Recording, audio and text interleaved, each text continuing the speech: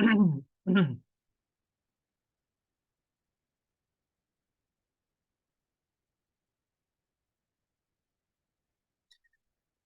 alaikum wa rahmatullahi wa barakatuh, and welcome back to our Hanafi Fiqh class. We are doing the kitab known as I'ala Sunan of Maulana Zafar Ahmad Thanvi rahimahullah.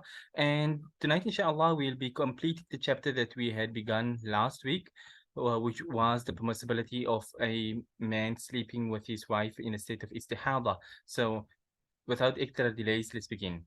Bismillah walhamdulillah wa salatu wa salamu ala rasulillahi wa ala alihi wa sahbihi wa man wala.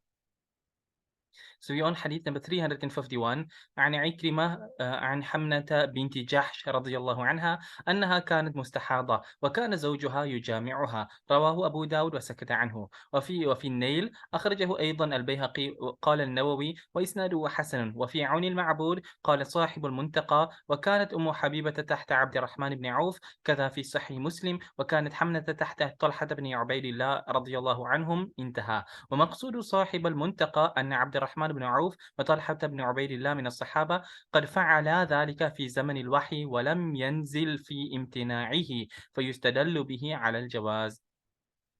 So Imam Ikrimah, he reports from Hadrat Hamna binti Jahsh radiallahu anha that she was a woman in a state of istihada and her husband used to sleep with her in that state. Imam Abu Dawud rahimahullah reports the hadith and he keeps silent on it, and that is his principle that if he keeps silent on a hadith, it means he considers it to be authentic. So Imam Abu Dawud reports it and considers it authentic in simple terms. And it's mentioned in Nail al-Awtar, that is a nail that is referred to here. Imam Shawkani says that أخرجه أيضا البيهقي. Imam Bayhaqi also reports the hadith. قال النووي, Imam al-Nawawi rahimahullah, he said the chain of narration is authentic. It's mentioned in عون المعبود that صاحب المنتقى المنتقى لابن الجارود. This is the kitab of Imam Ibn al-Jarud, which I'm assuming is being referred to. He says that Imam Ibn al-Jarud, if this is his al-Muntaqa, he mentions that Hazrat Habiba radiallahu anha, she was married to Hazrat Abdurrahman ibn Auf. This is mentioned in Sahih Muslim. And Hazrat Hamna bint Jahsh radiallahu anha, she was married to Hazrat Talha ibn Ubaidillah radiallahu anhuma. Now, Hazrat Hamna radiallahu anha, her kunya was also Habiba, as we did last week. So here he's making a distinction that they were actually two separate sahabiyat who were in a state of istihada, and their husbands did not have an issue sleeping with them, which shows permissibility. And those sahaba, he says, Mullah Zafar, he says, ومقصود صاحب المنتقى, or at least it mentioned in Aun al-Ma'bud, that what the author of al-Muntaqa is intending hereby is that Hadrat Abdurrahman ibn Auf and Hadrat Talha ibn Ubaidillah radiyallahu anhuma, they were from the Sahaba, and they had done it in the time when the Quran was being revealed and stuff, and nothing was revealed to say that it's prohibited. So therefore, that proves that it is permissible, because there was no action that could be done in the lifetime of Rasulullah sallallahu alaihi wasallam, but that wahi would have to be revealed with regards to it if there was a problem with it. So therefore, because it was being done at that time and no wahi came down regarding it, therefore it is considered to be something of permissibility. That's one of the basic principles of the Sharia. Okay, that was 351. Moving on to the last narration for this chapter. عن عكرمة عن ابن عباس رضي الله عنهما قال المستحاضة لا بأس أن يأتيها زوجها. رواه عبد الرزاق وغيره كذا في فتح الباري. Imam Ikrimah, he narrates from Hadrat Abdullah ibn Abbas radiallahu anhuma, who said that a woman in a state of istihada, there's no problem if her husband comes to her. Comes to her? It refers to there's no problem if her husband were to sleep with her, in the sense that only a husband and wife do. That is what is being referred to. Imam Abdul Razak rahimahullah reports it in his Musannaf, and so does other ulama, and this is mentioned in Fathul Bari of Imam Ibn Hajar al-Asqalani rahimahullah. Okay, moving on. Babu anna al-ha'idha la tasumu wa la tusalli wa taqdi as-sawma duna as-salah. The chapter that a woman in a state of haid, she is not permitted to fast and she's not permitted to perform salah, but she will make qada. She will fill in the days of fasting that she had missed, not the salah. So, basic principle, all women knows this, but let's do the hadith behind it. حديث number 353 عن معاذة رضي الله عنها قالت سألت عائشة رضي الله عنها فقلت ما بال الحائض تقضي الصوم ولا تقضي الصلاة. قلت كان يصيبنا ذلك مع رسول الله صلى الله عليه وسلم فنؤمر بقضاء الصوم ولا نؤمر بقضاء الصلاة رواه الجماعة كما في نيل الأوطار. So Mu'adha, she said, I asked Hadra Aisha radiallahu anha the question, and I said, what's the issue that, or at least, what's the reason why a woman in a state of haid has to make qada of a fast but not make qada of a salah? So Hadra Aisha radiallahu anha, and this is the Sharia. Hadra Aisha radiallahu anha, she say, كان يصيبنا ذلك. That we used to get haid in the time of Rasulullah sallallahu alaihi wasallam. فنؤمر بقضاء الصوم ولا نؤمر بقضاء الصلاة. We used to be commanded to, or at least Nabi sallallahu alaihi wasallam commanded us to make qada of the fast and did not command us to make qada of the salah. That's it. You know, there's a the point of getting an illah, as it's referred to, you find an illah. The illah is this, so because of this, because as some ulama will say now, it's easier to make in the fast than the salah, and because it's like there's 5 6 salah for the day and things of the sort. Your fast, you can just fast and carry on the rest of your day as normal. Some people come up with this, and then others come and they argue and they say, no, it's actually easier for salah than fasting because some people got health issues. So that is why these are illas that the ulama come up with from their side. It does not mean that this is the reason for the ruling in the Sharia. Thus, if one of the illas an illah can be found with the illah, then it does not change the Shari'i ruling. So in the situation here, Hadra Aisha radiallahu anha, she says that this is what Rasulullah sallallahu alayhi wasallam told us, finish in a story. That's it.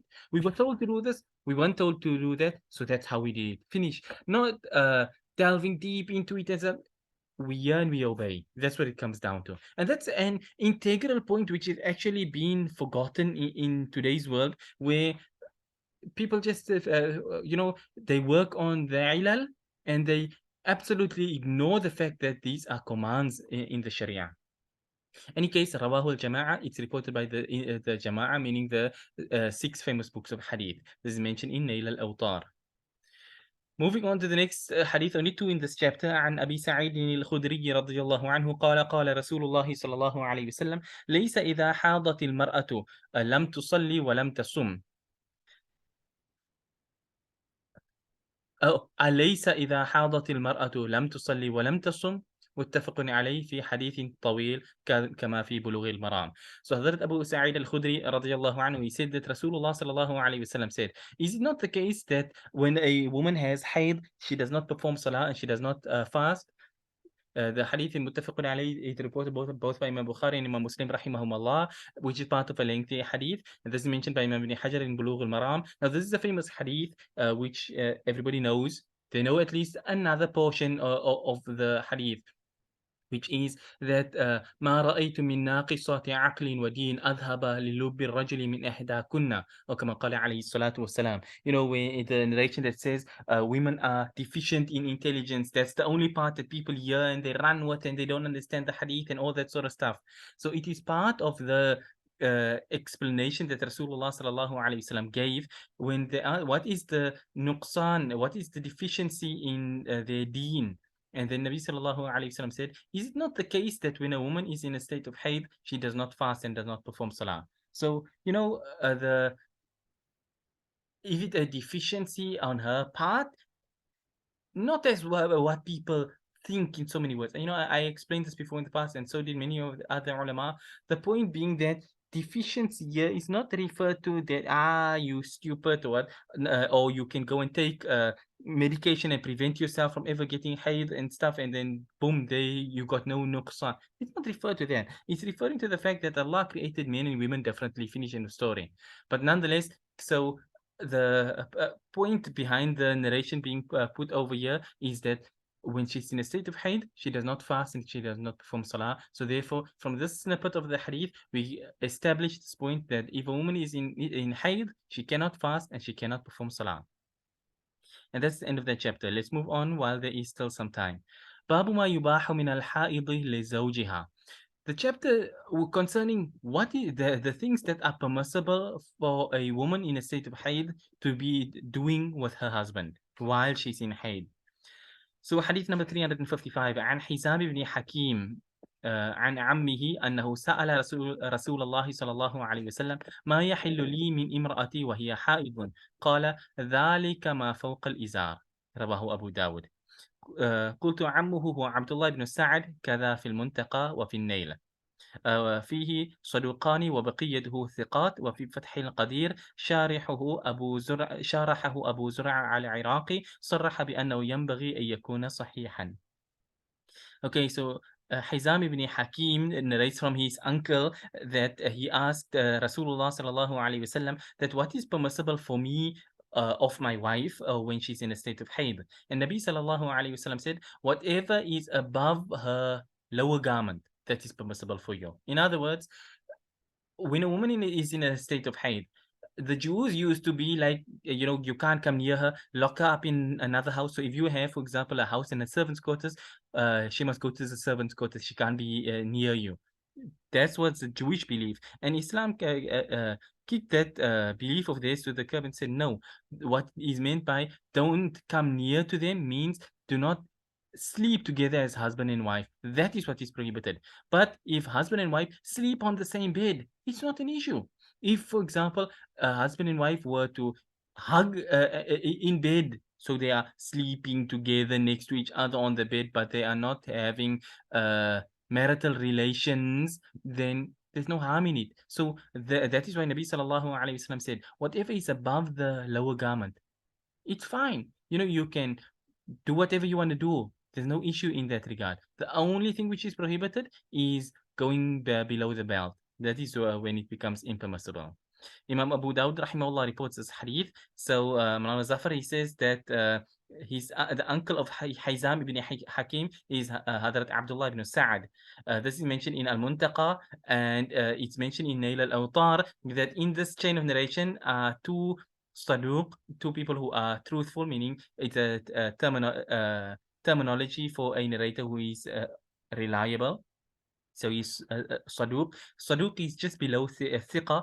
So there's two people who are, you think of it as Hasan and Sahih. Both means authentic, but Sahih is on a higher level than Hasan. So you can say there's two Hasan narrators in here and the rest are Sahih narrators, so to speak. So anyway, so there's two Saduq narrators in there and the rest of the narrators are all Thiqa.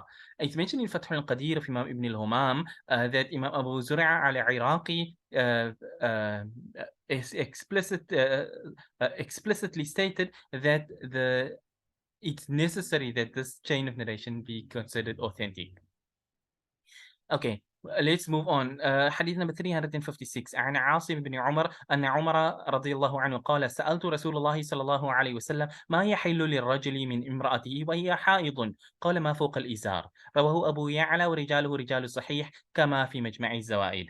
Asim ibn Umar, he's the son of Hadrat Umar radiallahu anhu.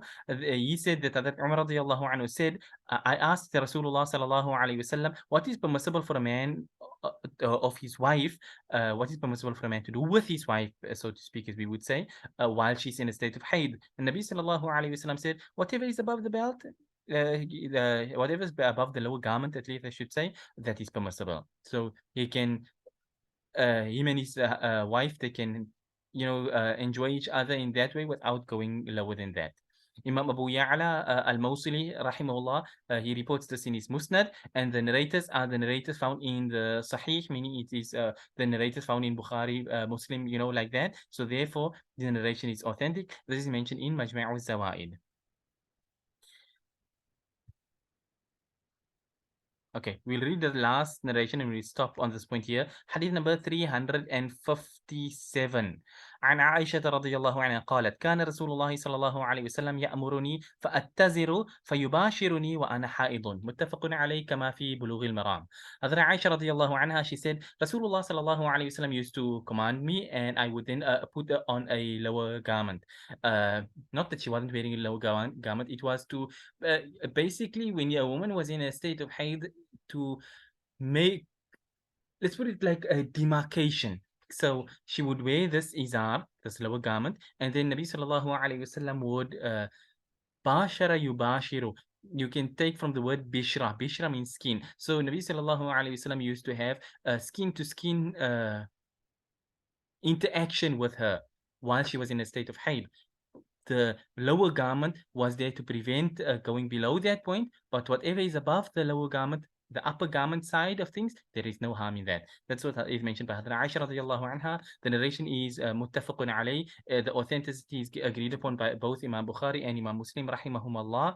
And this is mentioned in Bulugh al-Maram of Imam Ibn Hajar al-Asqalani rahimahullah.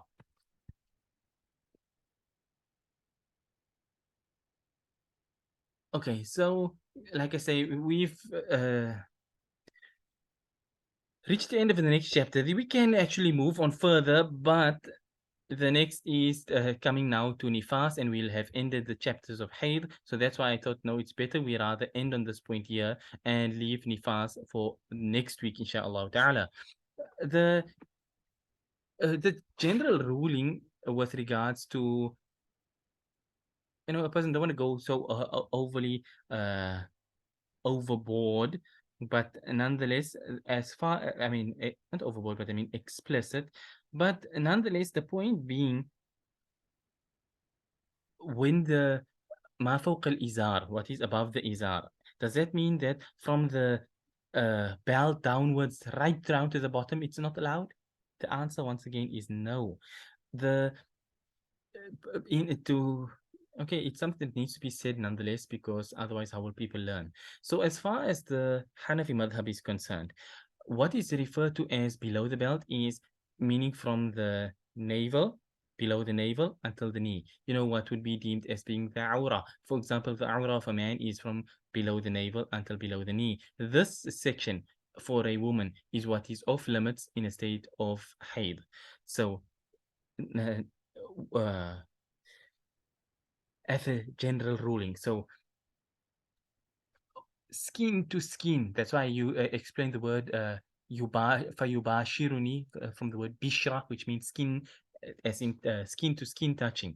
But when there is a barrier, then it is not a problem if a person were to touch there. So for example, if a man is sitting next to his wife on the chair and now he puts his hand on her thigh, she's wearing a skirt, abaya, whatever. Now he's like, no, you can't touch because it's below the what you call a thing now, the belt, below the lower garment. So we say, no, that's not what is being referred to. If she was now not wearing anything and her legs was exposed, then we'd say, yes, in that case, it should not be done. But as long as there is a barrier, then it will not be prohibited. So what is you see, what's the whole point of the prohibition? What's the whole point of putting a barrier and all these sort of things? The purpose is to prevent a person from being drawn into that which is haram. Now, it is not permissible for a man and a woman to have sexual relations, to use the explicit terms, while she is in a state of menstruation. But now, if they are, you know, uh, carrying on everything like normal, like they do every other time when she's in a state of purity, then it would be difficult for a person to hold himself back, and they'll find themselves sleeping together despite the fact that she is in a state of haid. So therefore, in order to put stops in place to prevent it happening, in dentistry and medical things, they've got this term, prevention is better than cure. So rather prevent it than trying to fix it after it's being done already. So the Sharia always puts stops in place to prevent something happening. وَلَا تَقْرَبُوا zina. Don't come close to zina. It didn't say don't commit zina. If you don't come close to zina, you can't commit zina. So the Sharia puts a stop in advance, because if you stop there, you have no problem. But if you go beyond the limits, you're likely to fall into the problem. So therefore, while a woman is wearing, let's put it this way, a long shorts. So she wears a long shorts, even though it's a oxymoron, but she wears a long shorts that covers her from the navel to the knee. So you touch her knee, you touch her leg, it's not a problem. Yeah, if it goes beyond the limits, a person knows, hey, the shorts is here for a reason. We're not going beyond this point. So that's why a person should interact with his wife in such a way that will not take him to the point where he can't control himself no more, she can't control herself, and they end up breaking the laws of the Sharia. So that is what is referred to as the limitations. It is from the below the navel to below the knee, that part, obviously right around the body, that is what is off limits. But other than that, if now, for example, now you think everything below the belt, so now the woman, for example, she her feet is swollen. So now the husband decides, you know what, he'll put some ice on her foot there. But no, he can't touch because it's below the belt. It don't work that way. So that's why it's necessary to also understand the limitations and the designations of what is allowed and what isn't allowed, to in order to know what can be done, what can't be done, and what should be stayed far away from.